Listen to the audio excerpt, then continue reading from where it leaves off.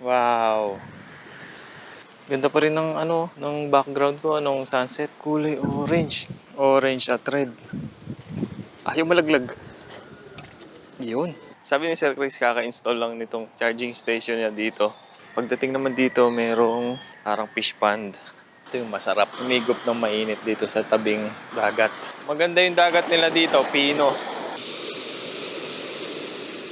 Akala niya daw si James Reid. Ay, si Reid. Asan? Ako. Si Boss Reid nandito. Maganda pa rin yung vibes. Kasi mapupuno siya, oh. Mga pine trees.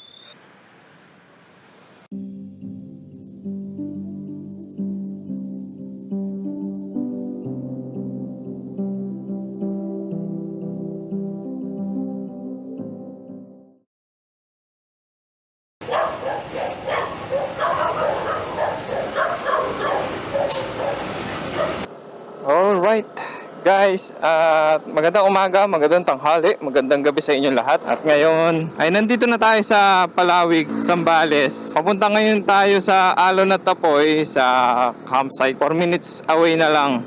Nandun na tayo, 1.5 kilometers. Kanan tayo dito. Tapos kakaliwa tayo dito. Pagkakanan doon, kaliwa dito. Naku po. Mayroon truck. Para may konting usapan lang, pag-usapan natin. Bali may naisip akong 5, pero bago yan, eto malapit na ako, 1 minute na lang. 300 meters at andito na tayo sa Alon at Tapoy. Welcome, Barangay San Juan. Ito na, malapit na tayo sa Alon at Tapoy. Dito tayo kakaliwa, dito sa may flag na to. Ito, may ilan mga campers na. Hindi ko lang alam kung saan pwedeng makapwesto. Hello po. Nakabook po ngayon. Anong name po yung Eloy po? Sige po, diretso na lang po kayo dun. Pili na lang po kung saan. Paano po ba?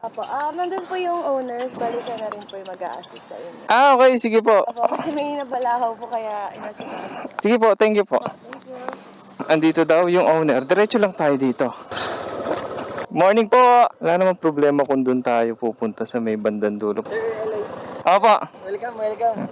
Sige, thank you. Sige. Alright. Ibaba ko muna yung mga gamit ko rito. Medyo mabigat at hindi kaya ng side stand ko yata. Ayan. So, ayun, nakakausap ko na si sir, yung may-ari. Bali, set up muna tayo. Okay, at medyo bumabaon yung aking side stand dahil medyo malambot yung lupa dito. Yan. Ay, ginawa. Meron akong napiling pwesto rito. Mas maganda kaysa doon sa likod. Dito na lang tayo pumwesto. Madami rin campers ngayon, no?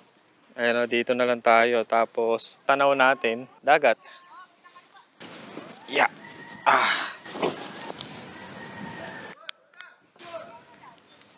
Yun. Ayos.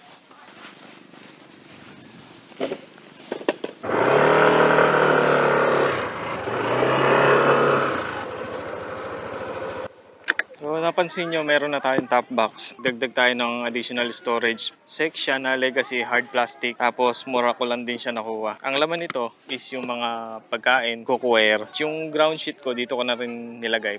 Naipit pala yung pechay. Ito na yung pwesto natin. At ilalatag ko na yung ground sheet. Habang nagse-setup tayo, bali may 5 akong possible na makatulong sa inyo. Magkaroon kayo ng idea base sa experience ko sa pagka-camp. I-share ko sa inyo. So, ang number 1 natin, ano ba yung sasakyan na gamit natin? Sa sasakyan, pwedeng 2 wheels, 3 wheels, 4 wheels, 10-wheeler. Basta kung ano available na sasakyan nyo, pwede naman yung gawing pang camping. Siyempre, hindi naman pwede yung 10-wheeler. Hindi na makakapasok ng campsite yun.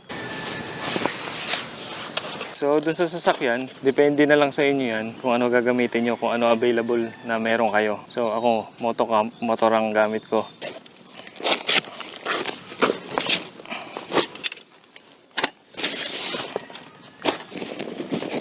Number 2 is yung lalagyan ng mga gamit. So ako meron akong top box, meron akong bag na malaki na 66 liters na expandable waterproof. Sa mga kotse naman, pwede namang yung mga storage box. Yung iba nga sa kotse, yung minsan labahan, yung lalagyan ng madumi na damit, yun yung ginagawa nilang lalagyan. Siyempre, importante rin yung mga tali na gagamitin nyo. Katulad ng mga ganitong tali na to na i-expand. Tapos yung mga strap na may lock. Tulad nito, yan. At meron din yung pang-cargo na na-adjust. Para sa mga nakamotor ay kailangan nyo nito, yung na-adjust cargo strap.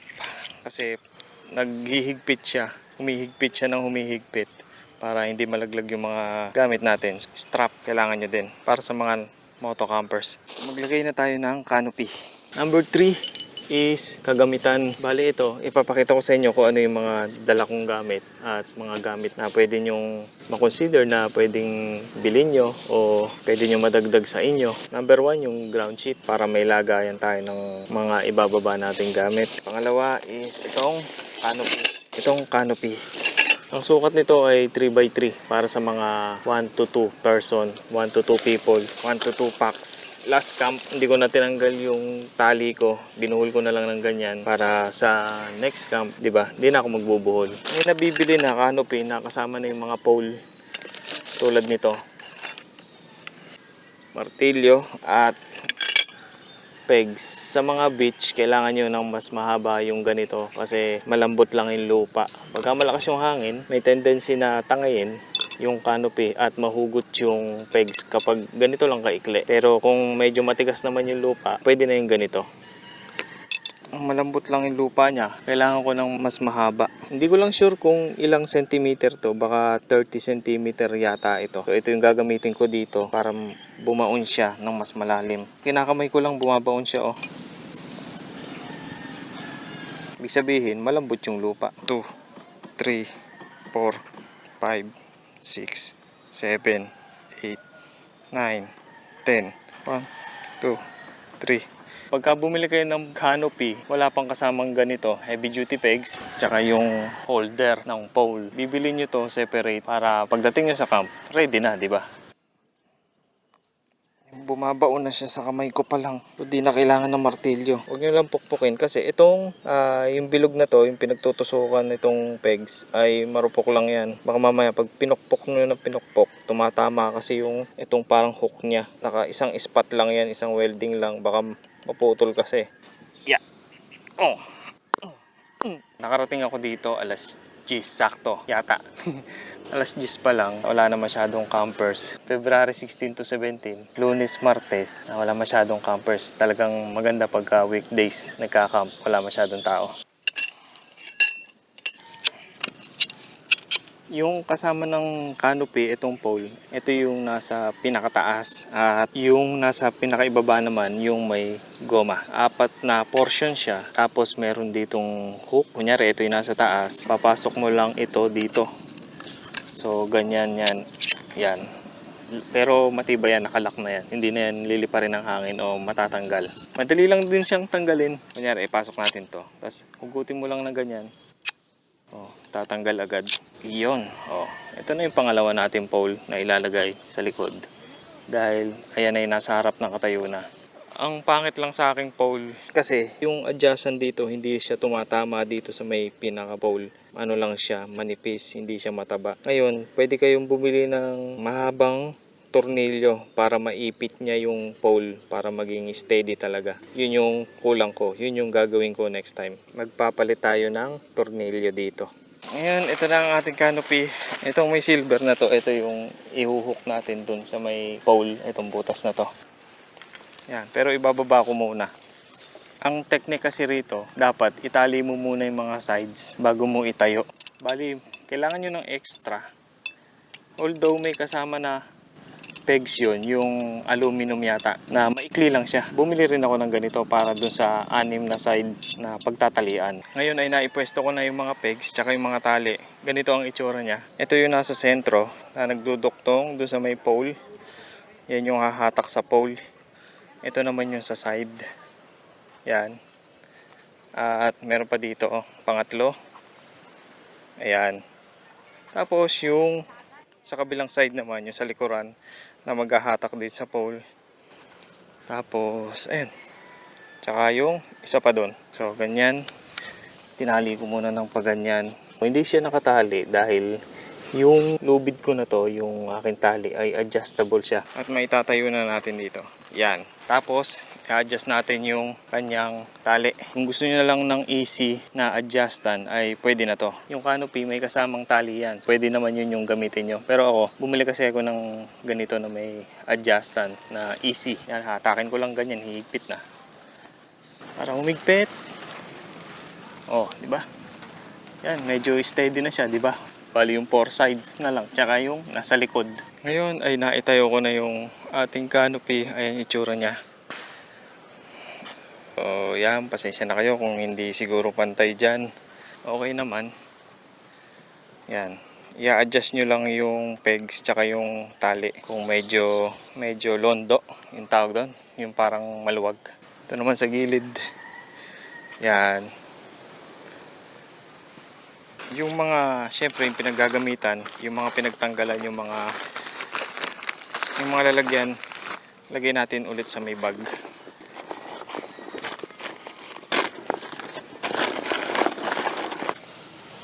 Ay, ang dumi. Dumumi. Pagkatapos ng canopy, yung tent naman isusunod natin. Ang tatak nito ay mountain hiker na 2 people. Ayun, may 2 siya diyan. Ito ay first time kong magagamit to. Pag bibili kayo yung tent para sa mga nakamotor, piliin nyo yung mga ganito, yung de-assemble siya. Kasi mas maliit to eh. Ito yung pole niya, parang aluminum yata to. Yung tali na to, yan, papasok dyan kusa yan. Naghihilahan sila. So, hindi ka mahirapan magpasok-pasok dahil may tali na dyan yan. Dito nyo isusuksok yung pole. May butas siya. Mag-isa lang kayo, talagang medyo mahirap. Mas bulky nga lang to kaysa dun sa Decathlon. Pero yung Decathlon kasi hindi siya napipitpit. Ito, malaki lang i-setup pero compact siya, napipitpit siya. Ngayon, itong pole, itong dulo ng pole, ipapasok nyo rito. Ako, pinagdalawa ko yan para talagang matibay. So, pasok natin parehas dito sa dalawang butas. At talagang walang kawala. Yan. Yan, ganyan siya. Gawin nyo sa 4 na kanto. Yan, tumatayo na siya. Hala, ito na yung pinakahuling pole na ikakabit natin. Yan oh. Tayo na. Kaya ako nagpalit ng tent kasi yung tent ko dati wala masyadong bends. Ito, madaming bends. Oh, halos lahat. Tingnan nyo, kita nyo yung dagat. Ayun oh, sigurado ako malamig to sa gabi. Tsaka presko. Merong ganito, yung parang hook na ganyan. Yung parang ganito, susuksok nyo lang doon sa may 4 sides. Ang next natin itong lamesa. Gamit kong lamesa ay Black Dog. Maganda to. Alam niyo kung bakit. Pakita ko sa inyo mamaya. Setup ko lang.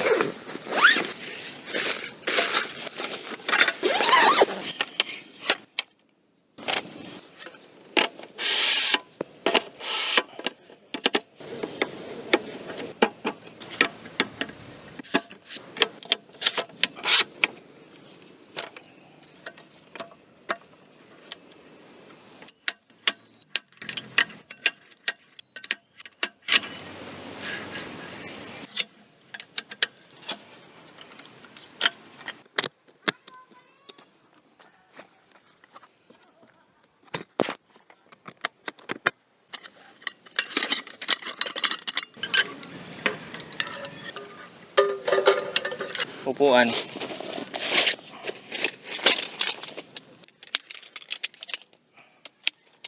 Parang yung pole, meron din siyang mga tali-tali. Kaya mabilis lang i-assemble. Bala ko rin magpalit ng upuan soon. Sa ngayon, ito muna. Kasi matibay din naman to. Yeah. Oh, diba? Hirap ikabit. Ayos na. Konti na lang, diba? Kunin ko na yung aking pinamalengke.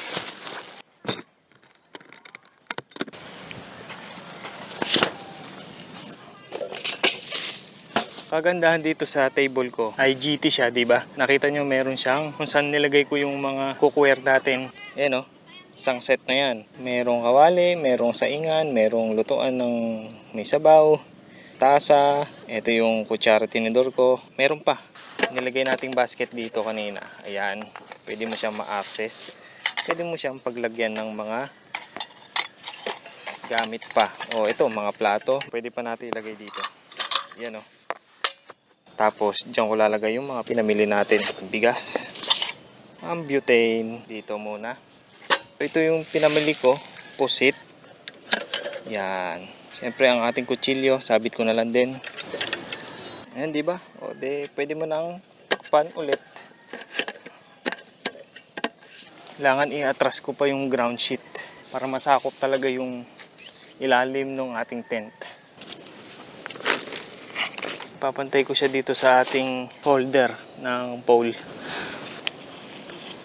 Okay naman na yung ating setup at ang mga kulang na lang naman yung gamit natin sa loob na ilalagay. Mga higaan, yung mga sleeping bags, yun na lang ang kulang. Mga unan, yan ang aking munting setup. Isang lamesa lang, isang upuan, tent, canopy. So, number 3, mga camping gears. Ito na yon. Lalagay na lang natin mamaya yung mga tulugan nga. Yan. Ayos na ayos, di ba? Walang masyadong kalat. Tutungo na tayo sa number 4, which is yung campsite. Bibigyan ko lang kayo ng konting idea tungkol sa mga campsite. Mayroong beach campsite katulad nito dito sa may Alon na Tapoy. Mayroong mga ilog, mga front river, meron sa mga bundok. Yan yung mga i-consider nyo na campsite. Pagdating sa campsite, ang maititip ko lang na number 1 sa inyo is kundi research. Konting research lang o talagang i-research nyo. Tapos, huwag kayong mahiyang itanong yung may-ari. Kung pwede ba ipasok yung motor, kung pwede bang itabi yung motor sa tabi ng tent, kung pwede bang ipasok yung kotse, kung meron bang tatawirang ilog, buhangin ba to, o lupa ba to, o putik ba to, yung pagtatayuan nyo ng tent. Yun lang naman ang pinaka-basic sa mga campsite para pagdating natin dun, hindi tayo mabulaga, di ba? Nay, ganito pala to, maputik pala dito. Ay, may tawid ilog pala, ganon. Gusto natin yung marerelax tayo. Yun yung hinahanap natin, di ba? Yung kung saan tayo magiging payapa. Yung wala masyadong squampers or totally walang squampers. Squammy campers. Kaya tayo nag-camp para ma-relax, kumonek sa nature at makakilala ng mga campers, makihalubilo sa mga campers din na adadatnan natin sa campsite. So, forward na tayo sa number 5. Yung number 5 is yung pagkain. Yung pagkain na dadali natin. Depende na lang kung ilang araw tayo. Pero mostly, 2 days at 1 night lang lagi yung mga setup pagdating sa mga camping site. Yun yung basic, di ba? Pwera na lang kung mag-extend kayo. So, depende na rin kung ilan kayo. Pagkain, yan. Pag-isipan nyo mabuti kung ano yung bibilin nyo, kung ano yung babaunin nyo mula sa condiments, sa sangkap, gulay, karne, mga sahog, yan, mga ganyan, mga dessert, juice, coke, tubig. Siyempre, kung nakasasakyan ka, meron kang cooler, di ba? Pero kung nakamotor ka, ano lang, depende. Kung kaya mong dalhin yung meron kang mini cooler o mini ice box. Number 1, ulitin natin. Number 1 is sasakyan. Number 2, yung lalagyan. Lalagyan nyo ng mga camping gears. Lalagyan nyo ng mga pagkain, lalagyan nyo ng mga gamit, lalagyan nyo mga damit. Sa motor, pwede kang maglagay ng top box, side bag. Kung wala ka namang angkas, pwede kang i-consider yung aking bag na 66 liters expandable waterproof bag. Ito kasya lahat to, di ba? Nakita nyo naman kanina. Number 3, yung kagamitan. Ito nga mas importante yung mga gamit. Kung saan tayo magiging space saver. Mag-isip muna tayo para doon sa mga gagamitin nating camping gears. Ito yung iba ginagawa to. Yung concept ng kulay. Yung theme talaga may color coding. Katulad ko, black. Black to.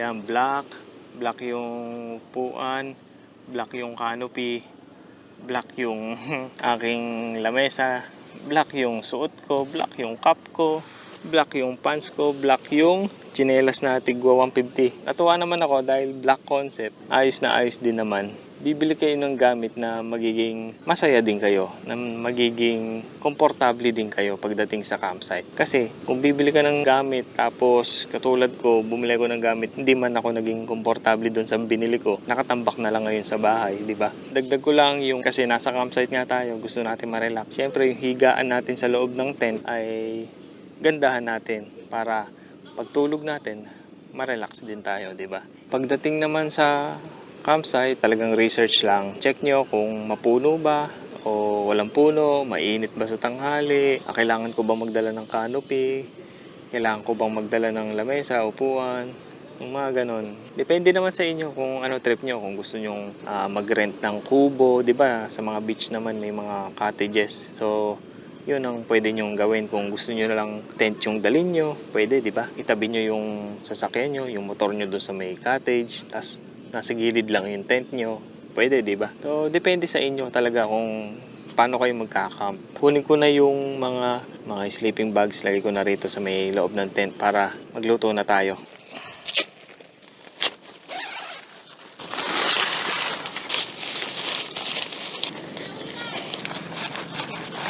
Sa mga gusto nung aking setup, alam nyo na, nandyan lang yan sa may screen o scroll nyo lang sa ilalim. Tapos nandyan din yung Shopee collection ko. Bahala na kayo.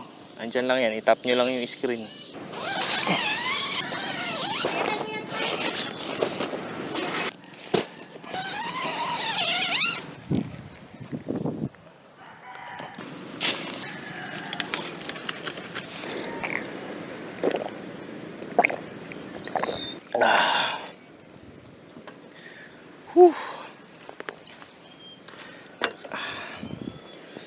Sarap ng tubig.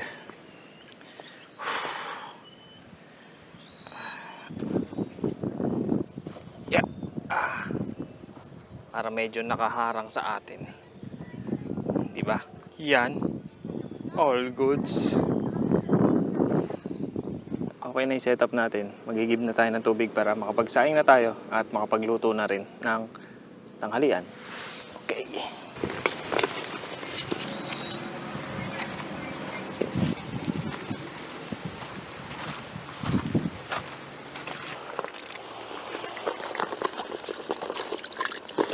May ginawa naman ditong gripo para sa mga hugasin. Kaya pwede rin kumuha ng tubig dito.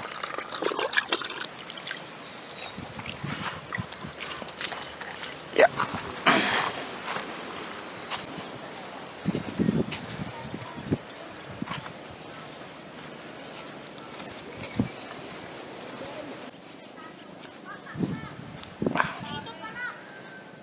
Ngayon ay magsasaing na ako. Kasi alas 12 na. Mabuti na lang, kumain ako ng agahan kanina bago umalis. Bali, alas 4 ako umalis ng bahay sa Cabiao, Nueva Ecija. Tapos, umuwi muna ako ng Lubao, Pampanga. 1 hour ako doon. Tapos, mga alas 6, dumiretso na ako dito. 9:15 nandito na ako dahil 10 a.m. yung check-in. 1 p.m. naman yung check-out. So, bali, 27 hours. Ito ang aking lutuan. Ito pa rin, yung dati. Butane, lagay lang natin dito yung butane. Ito pa rin yung lutuan ko. Di pa rin ako nakakabili ng IGT na gas stove. Bali, ito muna pagtsatsagaan ko. Dahil may kamahalan kasi yun. Nasa 3,000 mahigit yata. Litaw ko lang yung ulo. Yan, ganyan. Nakalitaw yung ulo. Tapos, sasabit ko dito. Yan. Para dito ko pa rin siya pipihitin sa gilid. Tapos, nandito yung lutuan.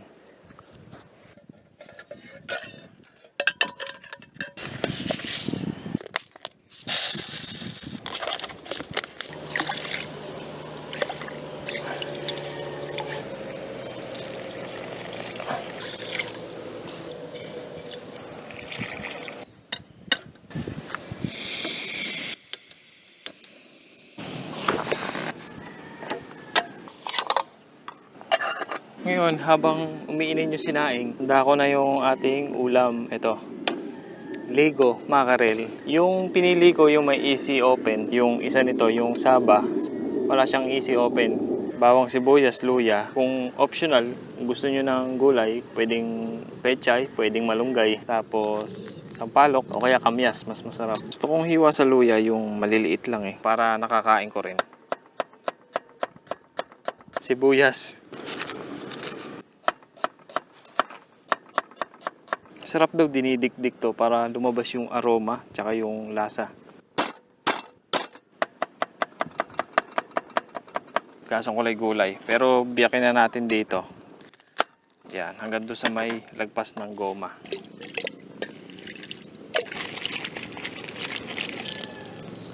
Simple lang yung pagkain natin ngayong tanghalian. Mamaya ay mag-aadobo tayo ng pusit. Gusto ko sana sa pusit yung maliliit na ganyan, kaliit. Mas masarap inaadobo yun eh. Nahangin, hindi maluto yung kanin ko. Nahangin yung apoy. Lagyan ko muna na ito. Tingnan nyo yung kanin ko oh. Ayun oh, may tubig pa rin hanggang ngayon. Maganda yung view habang nagluluto-luto ka dito. Ayun. Tanaw natin yung dagat.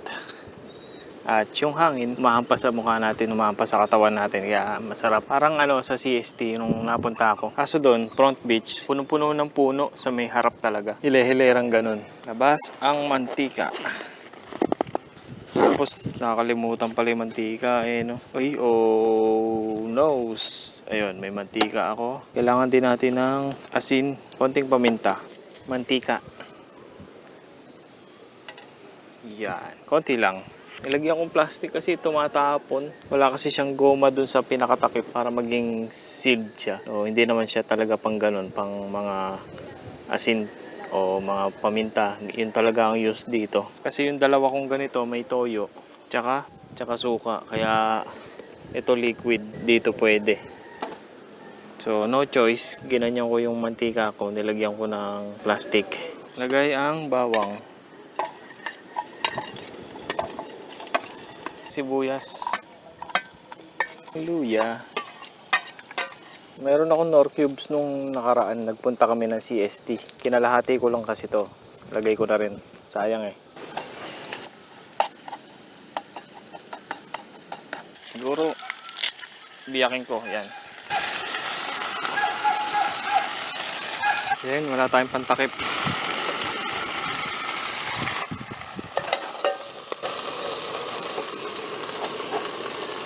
Ayan. May takip na. Yeah. Ayaw malaglag. Yun.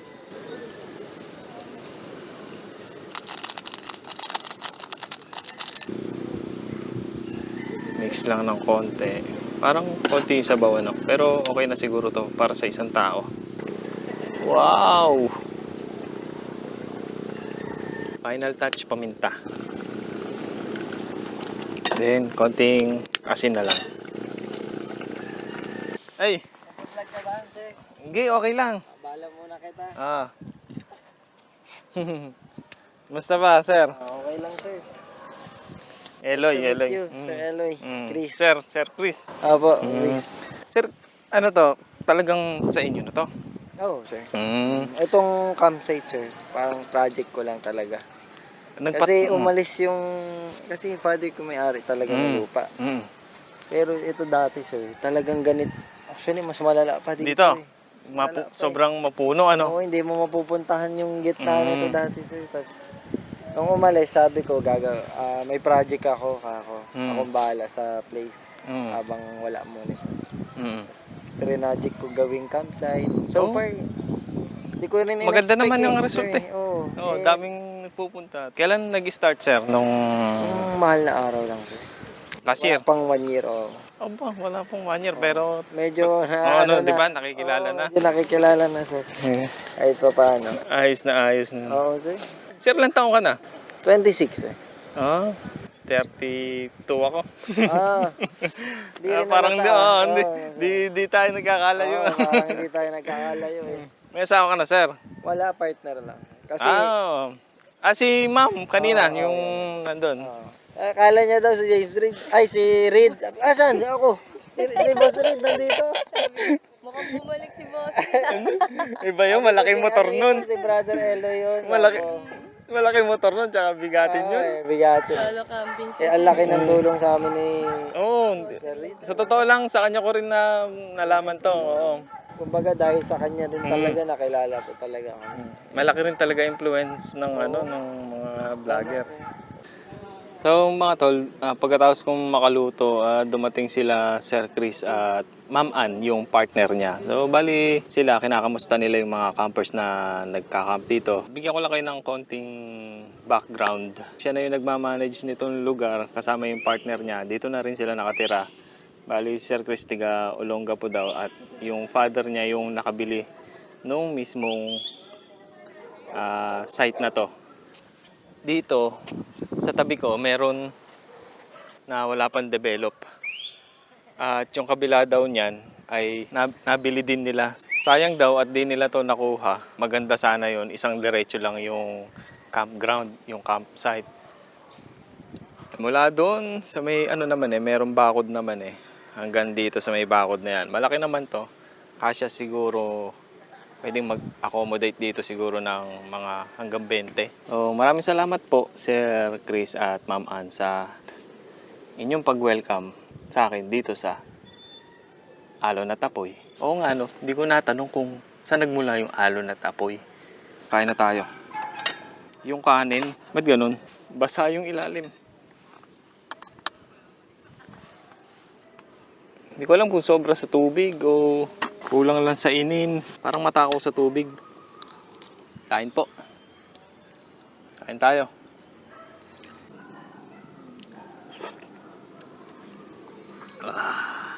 Ang sarap ng asim. Ang sarap talaga nitong inuulam. Itong makarel. Ang sarap ng lasa talaga nito. Pag ginawa mo sinigang. The perfect bite. Hindi ako yun. The perfect bite. Hindi tayo yun. Sininong Ray yun.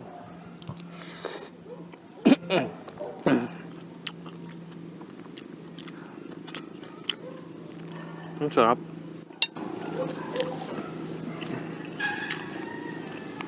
Ang sarap.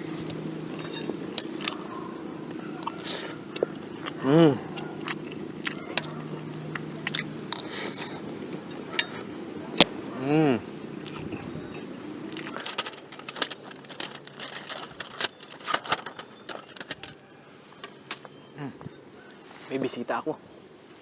Aso nung kabila.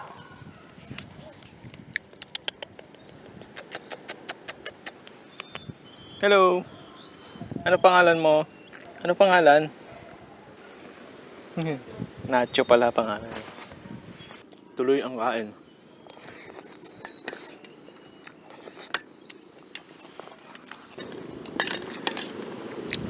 Habang kumakain ka, dagat ang view. Tapos, tulad ng sinabi ko nina, sarap ng simoy ng hangin. Nakakaganang kumain.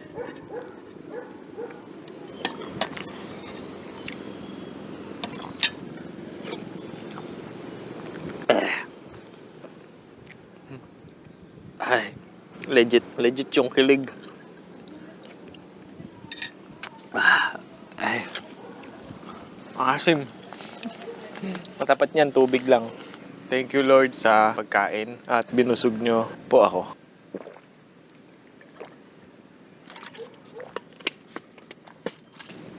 Sarap. Sarap yata matulog Naamoy na ng langaw yung pusit.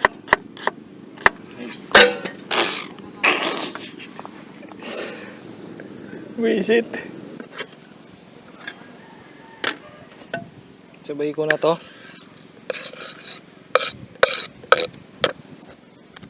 Toyo. Lagyan na rin natin ang suka. Magsabay na natin. Konting asukal dito.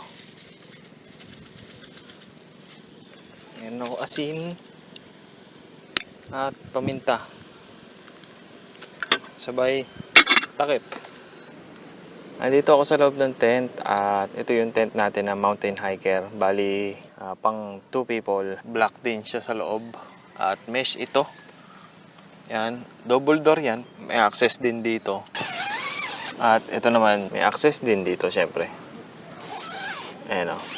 Tapos, ang aking sleeping mat ay Keypike. Bali siya, automatic. Pagka binuksan ko to, ayan, automatic na siyang mag-i-inflate. kumakapal yung foam niya. Ayan o, maasog siya o, gumagalaw. Nag-i-stretch, nag-i-expand. Kung wala kang unan, ayan, meron ng kasamang unan, diba? Hindi ka nabibili ng separate na unan. Ito na lang, yung isang sleeping pad na to. Ayos, diba? Mano na siya o. Ayun o. Kanina manipis lang to.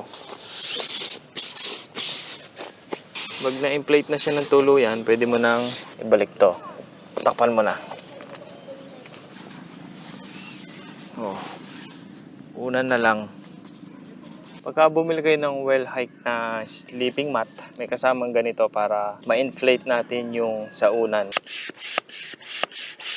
4:20 na ng hapon.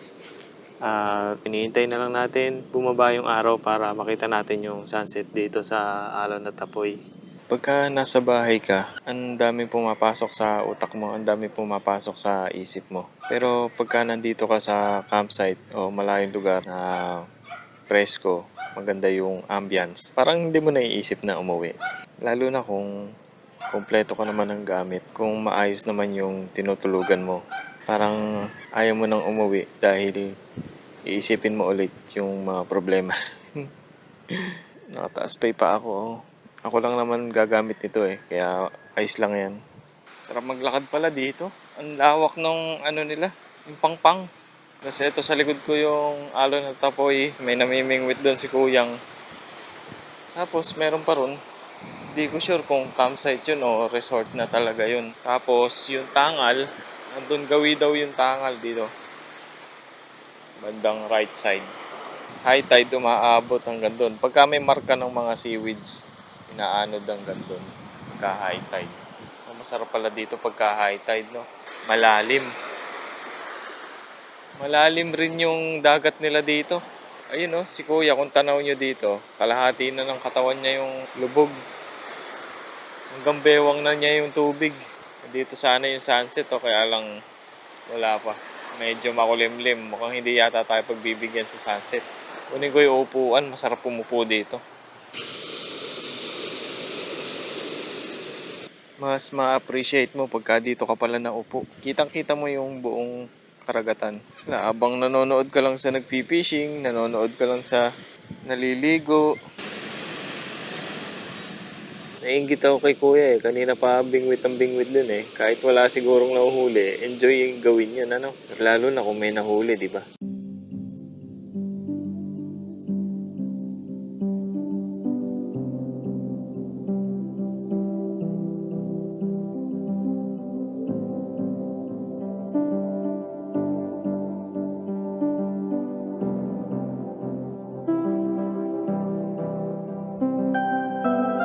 Kanina nasa dagat ako at tinignan natin yung sunset. Ayun, nagpakita naman hanggang sa lumubog. May time lapse kaya lang sobrang ikli lang. Bali, na yun halos 35 minutes na yung 21 seconds na yun. Ngayon madilim-dilim na. Oras na para magkabit ng ilaw.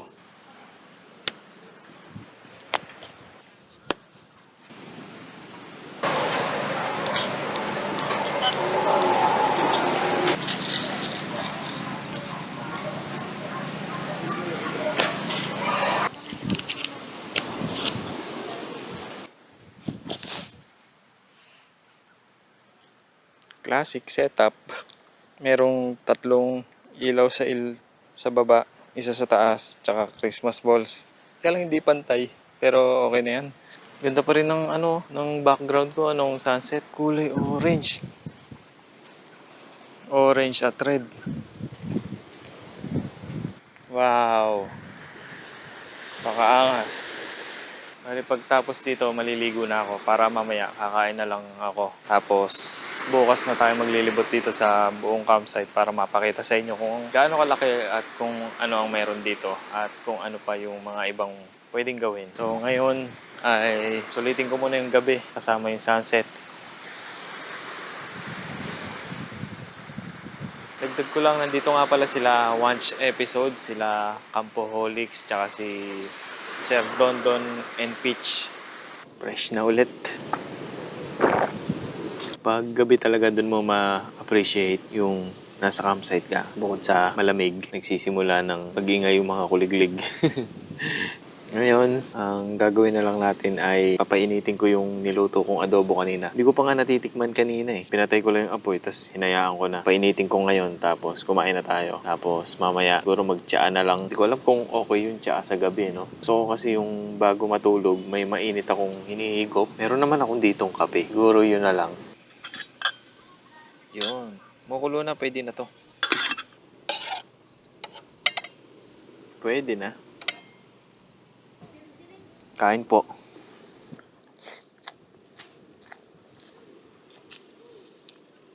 Tama lang yung lasa para sa akin. Tapos may konting sipa ng luya. Nalalasahan ko yung luya.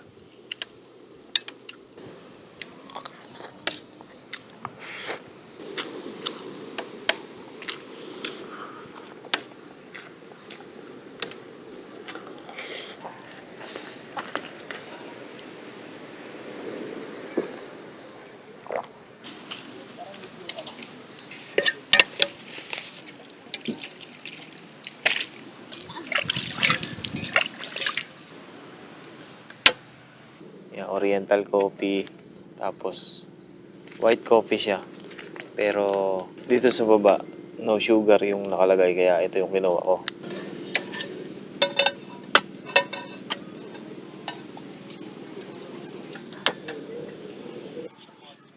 Pinapanood ko kasi yung camp ni Campaholics dito. Campaholics. Ha? Tama ba? Teka lang, sure ko lang. Ang kanyang talagang pangalan ay Campaholics. So, yan si Campaholics.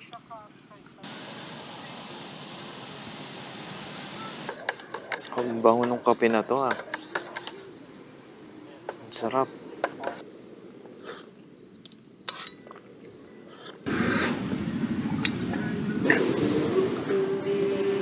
Ganito yung itsura sa gabi ng ating setup. Napakasimple lang, di ba? Motocamp lang tayo pero ang ganda ng setup natin. Simple. Isang lamesa, isang upuan, isang tent, isang canopy. Medyo madilim. Pero ang ganda. Ang ganda pag madilim mo. Bitin nga lang dito yung Christmas balls. Kasi parang 2 meters lang yata to. Dapat pala medyo mahaba-haba. Siguro kahit mga 5 meters. Hanggang dito sa gilid may ilaw. Ganda dito. Alo na tapoy. So, bali, merong campers doon, meron dito sa tabi ko, at meron doon sa dulo sa gawing CR, at meron dito sa gitna. Ngayon, at matutulog na ako mga tol. Bali, nasa 10:30 na rin. Kita-kita na lang tayo bukas. Good night.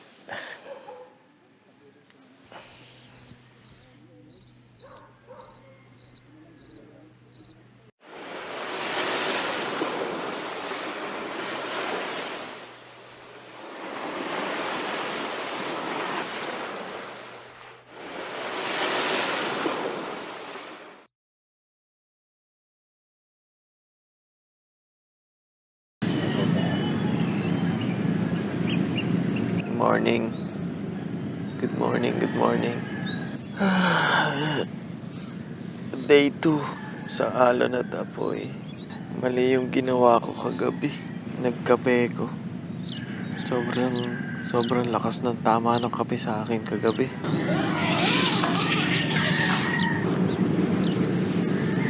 Yeah. Ah. Ah. Agad ka, sir? Opo. Nagpapanggap lang. Sir. Kaway, sir. Pangalan niyo, sir? Si Ato nga pala. Po? Si Ato. Akala ko Atong. Ato. Baka Baka kung pag si Atong ang ako, Oo nga eh. kamalan ako. Ay, nahanap ka, sir. Nahanap ako ni Ato. Ng gobyerno. Gobyerno. Just 10 million nung 10 million ang Atong, sa oo. niya. Di Well, ako si Atong ang ha, si Ato magtataho. Ito si Kuya. Sige po, Kuya Ato. Salamat po. Ayun, si Kuya Ato. Pagka nagawi dito, bili kayo. Taho. Sige po, thank you po. Saan napunta mo niya, Kuya? Sa tangal na. Diretso na doon. Ayun. Sige po. Nadaanan ko lang to. Ingat po, ingat.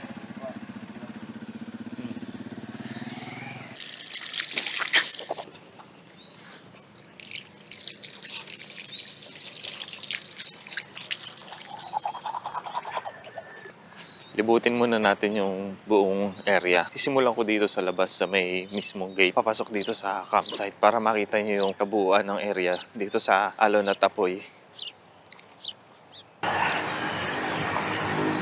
Grabe yung taho ni Kuya, napakatamis. Ala, yung itsura, napakatamis. Itim na itim. Dito na ako sa kalsada. Ito yung gate ng Alon at Apoy. So, palatandaan itong kulay orange na flag. Tapos, ang ipipin nyo sa Google Maps ay San Juan White House. Tama ba? Lalagay ko na lang dyan sa screen yung pangalan. Pero sana, kay Sir Chris, kung mapanood niya to, pwede mong lagyan ng coordinate dito yung mismong pangalan ng Alon at Apoy. Bali, ano mo na lang yun, i-add mo lang sa may Google Maps. Pwede yun, search mo lang, tapos hintay lang ma-approve ni Google Maps yung request mo. Yung contribution, kumbaga, contribution mo sa Google Maps. Pag galing kayong palengke ng Palawig doon, ang tumbok niyan, ito kaliwa. Ulit, ang palatandaan nyo ay itong orange flag. Tapos tara, pumasok na tayo. Pagpasok nyo ng gate, merong bakante rito. Pero hindi pa dito yung pinaka-camping ground. So, nalilibot ko lang kayo para makita nyo yung area. Sementado yung inaapakan ko na to.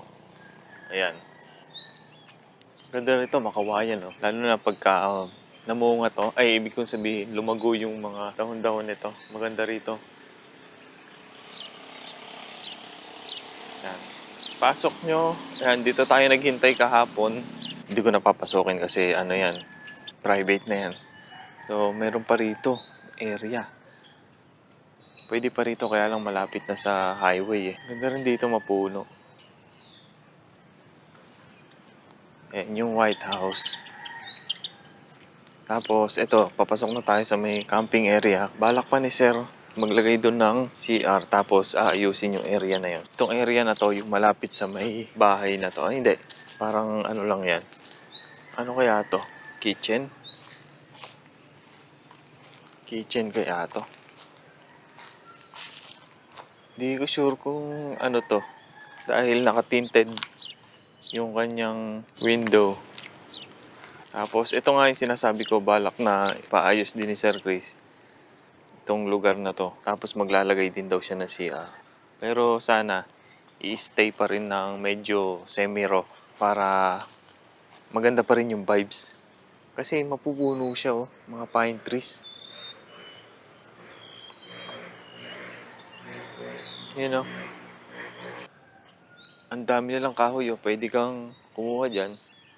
Tapos mag-bonfire ka. Hindi ko na nagawa kagabi kasi pagod na ako eh. Tsaka nahihiya din kasi kung mag-bonfire kasi yung kapitbahay natin, baka ayaw nila ng usok. Hindi ko na sinubukan. Kung makakapunta tayo sa campsite na medyo malayo sa kapitbahay, tayo magbo-bonfire. Kinain oh. Kinain niya. Kunyari ka pa ayaw mo ah.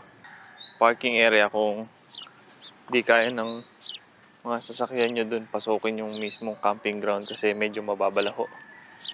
Kaya pwede rito mag-park. Pagdating naman dito, merong parang fish pond. Hindi ko lang sure kung may isda, pero may gumagalaw kasi.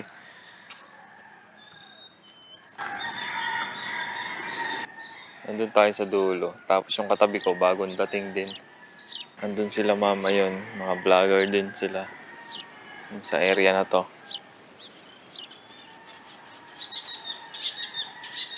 Sa area naman dito, ito yung CR. So, meron dito isang lababo na ito isang gripo at may isang lamesa. Tapos yung men na pang common CR, tas women. Ayan, ito. Tapos may libre silang charging station nga pala dito. Sabi ni Sir Chris kaka-install. Hello po, good morning po. Morning po. Sabi ni Sir Chris kaka-install lang nitong charging station niya dito. Wala pa yatang 1 week to. Pero syempre, bantayan nyo lang yung mga gamit na i-charge. Tapos, sa bandang harap naman, dala-dala nyo lang ay tent. Gusto nyo itabi yung tent dito sa kubo. Pwede kayo magkubo.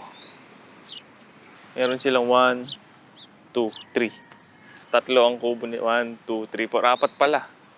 Bali ito, May tatlong kubo na may tatlong lamesa tsaka itong isang parang open area. Hindi ko lang sure kung pwede kasi parang picturean to eh. Dahil nandito yung logo ng Alon at Apoy eh. Ayan o. Yan, kung ayaw mo naman magdala ng mga tarp, mga lamesa at tent lang ang dala mo, pwede ka doon sa area na yan. Pwede dito sa area na to para meron kang cottage. Yan, camping ground dito. Gandun. Ayun, hanggang doon kala ma'am. Nakikita nyo, andun tayo. Ayun. Maganda rin sa area na yun sa dulo kasi malapit lang sa dagat. Tanaw mo yung dagat pagka habang nagluluto ka. Yan, mapuno rin dito sa camping area. Camping ground. Ang dami mo pwedeng pagpwestuhan dito. Kita ko rin to kay kay Reed. Ito po. Camping site po na to.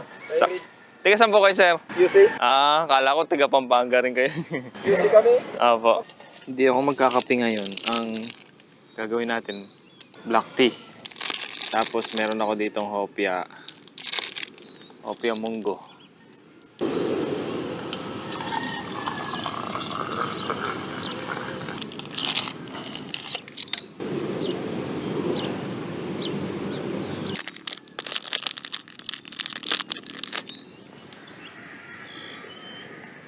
Ganda na itsura, no? Ngayon, yung mga nandito sa tapat ko, kagabi, nagiinuman. Mag-alas 5 na yata sila natulog. Ayan sila. Mamaya pagising dito mga alas 12.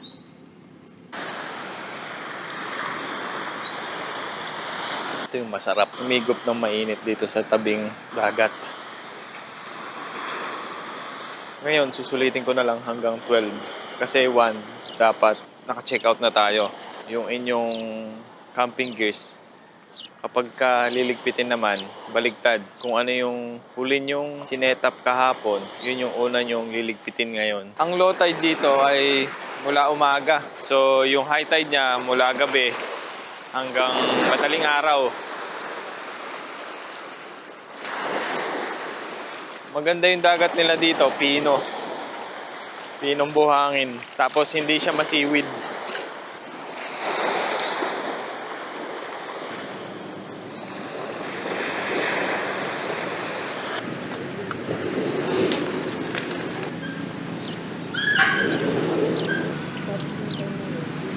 Bitin talaga yung 2 days, 1 night. Pagka nagka-camping ka, as much as possible. 3 days, 2 nights. Hindi ko alam kung pwedeng mag-extend dito. Message nyo na lang sa page. Kung wala naman siguro masyadong nakabook, pwede kayong mag-extend. Okay. Ganyan. Alapon W, LOK 1, tsaka S po. Lokis. Po.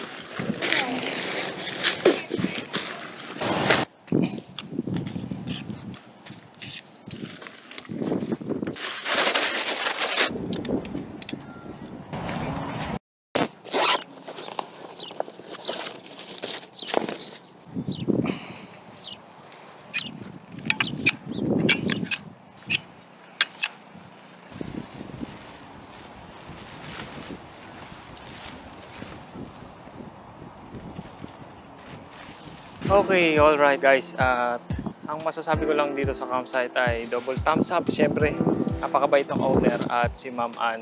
Sir Chris, thank you po sa pagpapatuloy nyo sa akin dito sa Alon at Apoy Camp. Sa mga nagbabalak pumunta rito, ang gawin nyo, mag 3 days, 2 nights kayo para sulit ang punta nyo. Sa lahat po ng na-meet ko dito sa Alon at Apoy ay maraming salamat po sa inyo. Yun lang, gusto ko lang i-shoutout si Sir Norly Zapanta Parilaga. So, happy birthday po, belated happy birthday, sir. mabuhay ka. At sa family niya, thank you din po sa panonood ng ating mga vlog. At God bless po sa inyong lahat. Yun lamang at see you next camp. Peace out.